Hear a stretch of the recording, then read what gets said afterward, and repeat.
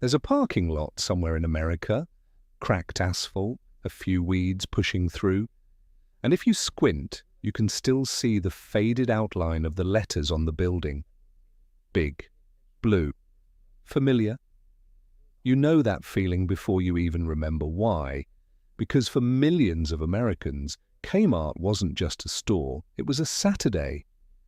It was the smell of popcorn from the snack bar and the squeak of a cart with a bad wheel. It was your mum comparing prices on dish soap while you begged for something in the toy aisle. It was the blue light, that flashing, spinning blue light, and the voice over the intercom that made your heart race just a little. Attention, Kmart shoppers, that voice is gone now. The last full-scale Kmart on the American mainland closed its doors on October 20th, 2024, and with it something that was woven into the fabric of everyday American life for more than 60 years quietly disappeared.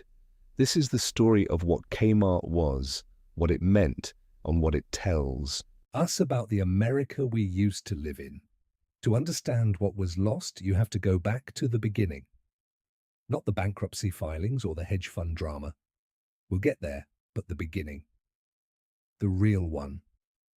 In 1899, Sebastian Spering-Kresge opened a store in Detroit where people could buy essential household items. Everything they needed in one place at a price they could actually afford. It was a simple idea, almost embarrassingly simple. But it was the right idea for the right country at the right moment. By 1962, that idea had grown into something new. The Kmart brand launched a full discount department store, massive and bright, built for the post-war American family that was moving to the suburbs, buying a car, having children, and needing things. Lots of things, affordable things. You could shop for your kids' back-to-school supplies, get your car tuned up, and grab a meal without ever leaving the building. That wasn't just convenience. For a generation of working families, that was a gift. And then there was the blue light special. A blue light would go off, announcing a limited deal somewhere in the store.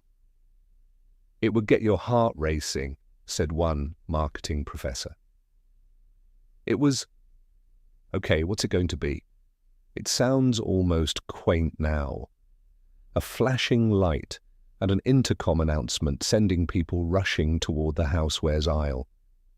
But that moment, that shared, spontaneous little thrill in the middle of an ordinary Tuesday, was community. It was theatre. It was something that happened together in a physical space among strangers who were also neighbors.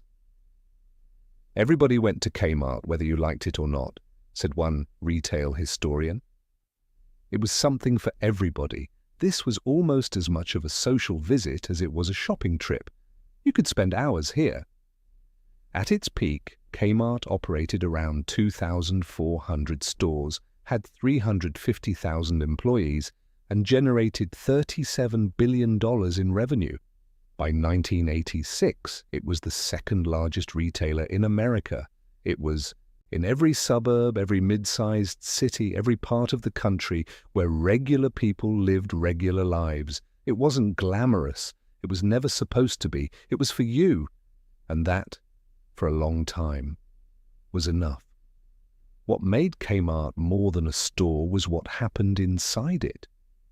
The experience that built up over years, visit by visit, until it became something you carried in your body without even knowing it. There was the snack bar, hot dogs and soda and that particular smell, popcorn and floor wax and something indefinably Kmart that hits you like a memory the moment you try to describe it. In the 1980s, Kmart's in-store cafeterias and delis became popular for their sub-sandwiches, which developed a cult following for their distinctive ingredients and affordability. People didn't go to Kmart hungry and leave without eating. That was part of it. There was the layaway counter. Kmart's early adoption of layaway programs allowed customers who lacked credit to reserve items and pay for them in installments. For families who didn't have a credit card, and in mid-century America, that was most families, layaway wasn't just a payment plan, it was dignity. It was a way to get your kid the thing they wanted for Christmas without going into debt you couldn't manage. You'd make your payments week by week and pick it up when it was paid off. There was something almost ceremonial about that. There was the toy aisle, which might as well have been a separate country to a child. The clothes racks your mother moved through slowly while you counted ceiling tiles.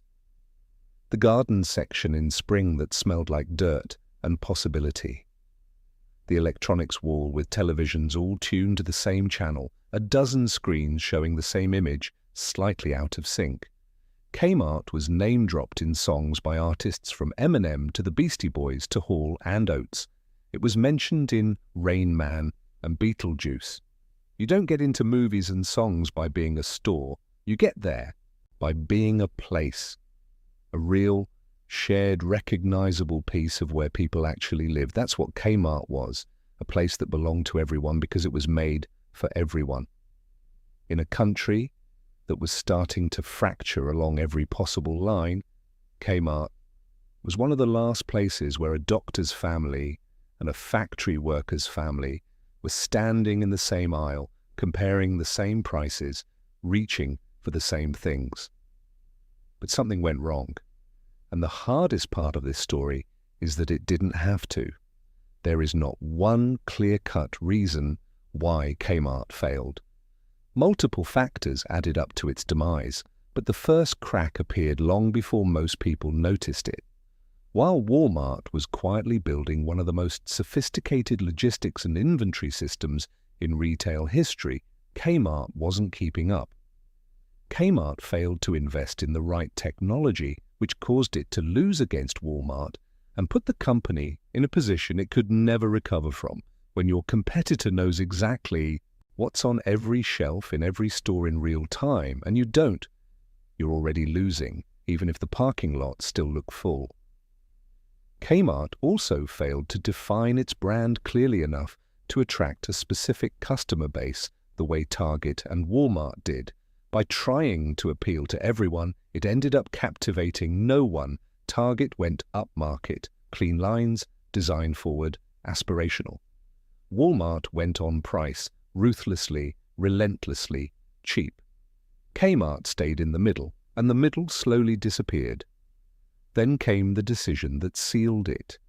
In 2005, hedge fund operator Eddie Lampert orchestrated an $11 billion merger between Kmart and Sears, once hailed as a game-changer. It proved to be the beginning of the end for both brands. Lampert was a financial engineer, not a retailer. In 2018, Kmart's own CEO said out loud, "I'm not sure Kmart on its own could ever be a great retailer." That's a remarkable thing for a CEO to say about his own company. It was also, by then, simply true. The 2008 recession and the rising dominance of Amazon contributed to derailing the recovery. Sears filed for Chapter 11 in 2018. The stores closed in waves, a few dozen here, 100 there, until the map that had once been covered in blue dots went nearly blank. What's left is almost unbearable to look at if you remember what it was. The scuffed and faded floor tiles, the relentless beige-on-beige color scheme, shelves picked over by bargain hunters, half empty, in a building that once bustled with thousands of people on a Saturday afternoon. The same intercom system, the same voice, except now it's reminding you about something mundane instead of calling you to a flash sale that made you feel, just for a moment, like you'd gotten lucky. The remaining Kmart stores endured for years through the force of habit, nostalgia, and the stubborn refusal to fade entirely into history. The Bridgehampton, New York location lasted as long as it did, partly because Walmart and Target were both a 45-minute drive away. Geography protected it. Distance from the future kept it alive a little longer. When that store closed in October 2024, people came. Not just to shop the liquidation sales, though they did that too. but to stand in the aisles one more time, to take pictures, to remember. Some of them cried. A store that hadn't really been relevant for 20 years still drew people to its closing like a funeral. Because that's what it was, a funeral for the building, yes, but also for something harder to name.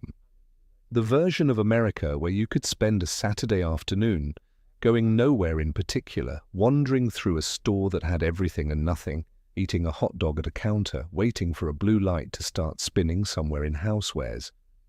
Nationwide, some former Kmarts remain vacant, while others have been replaced by big box stores, fitness centers, self-storage facilities, and even churches. The buildings are still there, in other words, the shapes of them. The parking lots. But what happened inside them is gone.